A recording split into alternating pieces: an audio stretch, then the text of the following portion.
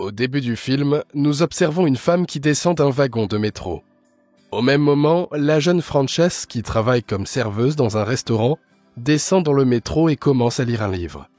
À son arrêt, la fille remarque un sac à main oublié par quelqu'un. Frances décide de prendre le sac à main pour partir à la recherche de son propriétaire. À l'intérieur, elle découvre un permis de conduire au nom de Greta. Frances rentre chez elle et raconte sa trouvaille à son amie. Erika pense qu'elle devrait utiliser cette trouvaille à leur propre fin. Mais Frances n'est pas d'accord avec son amie. Elle veut récupérer le sac à main et l'argent qu'il contient. Au soir, les filles vont au cinéma. Frances est triste car elle avait l'habitude d'aller au cinéma avec sa mère, mais celle-ci est décédée récemment. Erika essaie de remonter le moral de son amie. Le lendemain, comme promis, Frances va voir la femme qui a perdu son sac à main. Greta se révèle être très gentille et reconnaissante. Elle invite donc la fille chez elle pour une tasse de café. Frances raconte à la dame qu'elle est venue à New York pour étudier et qu'elle vit maintenant avec une amie. La conversation est soudain interrompue par un bruit. Greta s'excuse et explique que ses voisins sont en train de faire des travaux de rénovation. La femme dit avoir déménagé de France avec son mari et sa fille Nicolas. Cependant, le mari de Greta est décédé il n'y a pas si longtemps. C'est lui qui a appris à la femme à jouer du piano. Assise devant l'instrument, Greta dit qu'après la perte d'être cher, il ne reste que des rêves et des souvenirs. Frances, qui a récemment perdu sa mère, est sensible à ses paroles. Greta mentionne également qu'elle avait un chien. Frances suggère à la femme de se procurer un nouvel animal de compagnie pour qu'elle se sente moins seule. Greta promet d'y réfléchir et échange son numéro de téléphone avec la fille. Le soir, Erika parle de son expérience inhabituelle quand soudain le téléphone sonne. Frances parle à sa nouvelle connaissance et apprend qu'elle a finalement décidé d'avoir un chien. La fille accepte d'accompagner Greta au refuge et de choisir un animal de compagnie, ce qui alarme son amie. Bientôt, Frances revoit la femme. Greta choisit un chien qui devait bientôt être endormi, ce qui impressionne la fille. Après l'achat, la femme décide d'aller se promener dans le parc. Greta dit qu'elle n'a presque aucune connaissance en matière de technologie et demande à la fille de la prendre en photo. Au cours de la conversation, Frances avoue qu'elle a perdu sa mère il n'y a pas si longtemps. Greta réconforte la fille et lui demande de garder tous les souvenirs dans son cœur.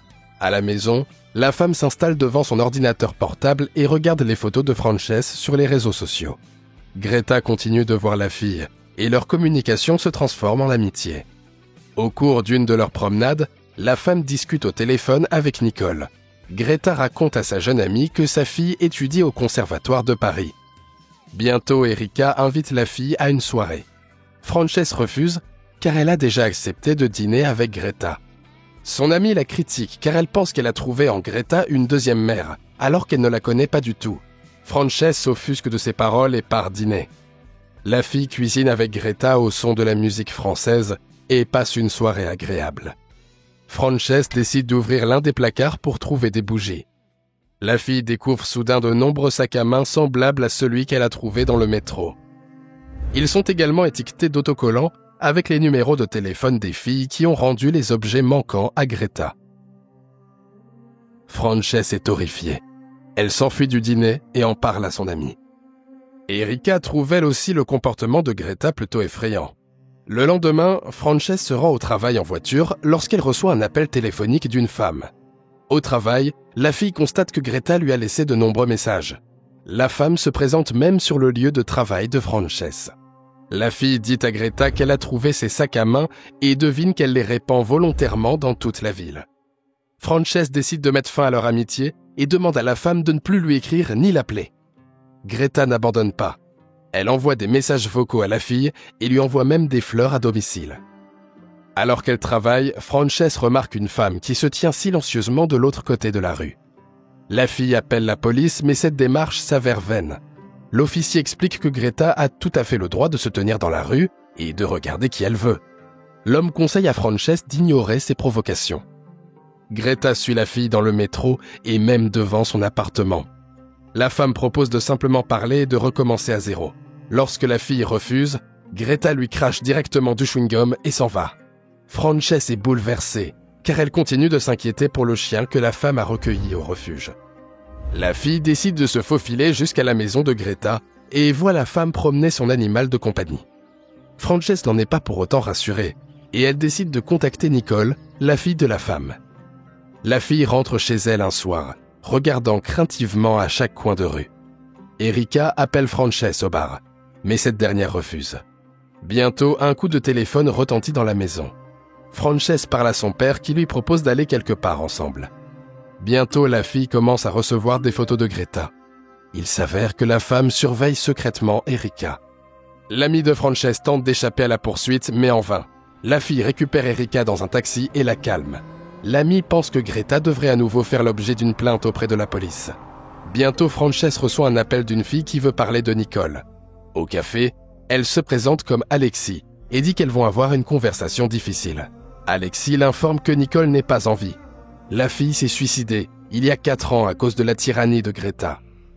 La femme forçait Nicole à jouer du piano jusqu'à ce qu'elle ait des cloques et l'enfermait dans un tiroir si elle désobéissait. Greta a également menti en disant qu'elle venait de France, car en fait sa famille vivait en Hongrie. Frances est horrifiée par cette histoire. Le soir, la fille se rend à son travail où elle aperçoit Greta. La femme insiste sur le fait qu'elle a réservé une table au restaurant et qu'elle a le droit d'être servie.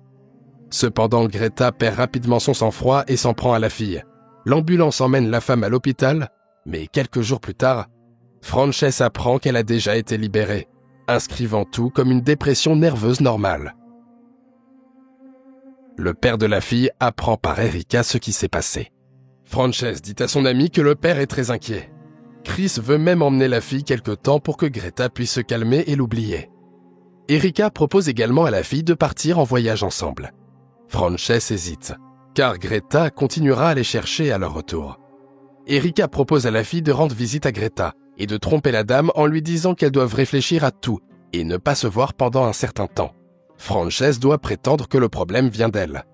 La fille accepte le stratagème d'Erika et bientôt, Frances se rend chez la femme pour parler. La fille parvient à retrouver Greta à l'église.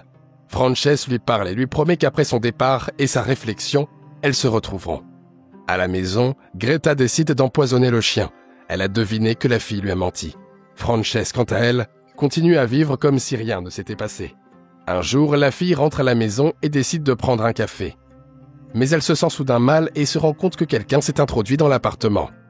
Greta, qui a mis quelque chose dans la boisson, emmène la fille chez elle en taxi en prétendant qu'il s'agit de sa fille. Dans un demi-sommeil, Frances aperçoit une femme qui repousse le piano. Derrière se trouve une pièce secrète où Greta entraîne la fille. La femme enferme Frances dans un tiroir et lui dit qu'elles ne se quitteront plus jamais. La fille se réveille dans son appartement et se rend compte qu'elle a fait un cauchemar. Dehors, Frances voit son père qui l'attend pour l'emmener avec lui en voyage. La fille décide de prendre l'ascenseur pour descendre, mais tout commence à se rétrécir. Frances est réveillée en sursaut, cette fois pour de vrai. La fille se rend compte qu'elle a été enfermée dans un tiroir et pousse des cris d'épuisement. Greta ouvre la boîte et réprimande sa captive pour avoir menti sur son départ. La femme laisse le couvercle ouvert, ce qui permet à Frances de faire le tour de la pièce. La fille pleure et essaie de sortir, mais Greta continue calmement à jouer du piano. Frances trouve la carte d'identité et les affaires d'une autre fille et pleure, réalisant qu'elle n'est pas la première prisonnière ici.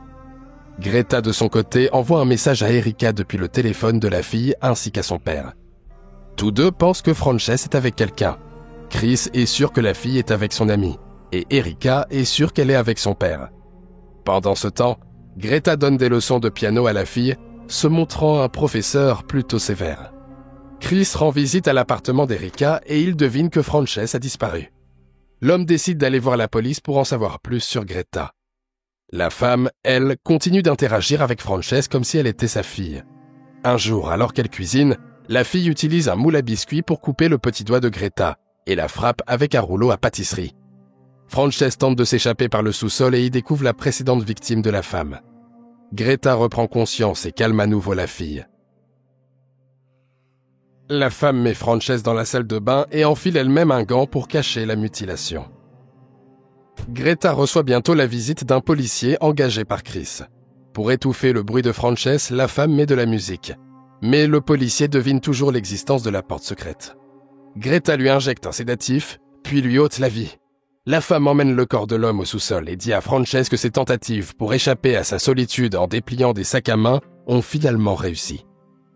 Malgré le fait que Greta a déjà une remplaçante pour Nicole, elle continue à laisser ses affaires dans le métro. Bientôt, le sac à main est trouvé par une autre fille. Presque sans attendre, elle se rend chez Greta, qui lui offre un café. Frances entend un bruit et tente d'attirer l'attention sur celui-ci. Cependant, Greta, comme lors de leur première rencontre, fait passer ce bruit étrange pour les travaux de rénovation d'un voisin. L'invité de Greta lui dit qu'elle va devenir mannequin. La femme pose beaucoup de questions, mais fait inopinément tomber sa tasse de café. En revenant avec une serviette, Greta se sent bizarre. Puis son invité enlève sa perruque et dit qu'elle est même fatiguée de chercher son sac à main dans le métro. Erika révèle qu'elle a drogué Greta pour sauver Frances. Bientôt, une amie devine la porte secrète qui se trouve derrière le piano. Erika ouvre la porte secrète et prend dans ses bras la fille en pleurs, qui n'espère plus être sauvée. Greta allume le tourne-disque, détournant l'attention de son amie, puis s'en prend à Frances. Bientôt, la femme perd à nouveau connaissance et Frances propose de l'enfermer dans un tiroir en le recouvrant d'une statue de la Tour Eiffel.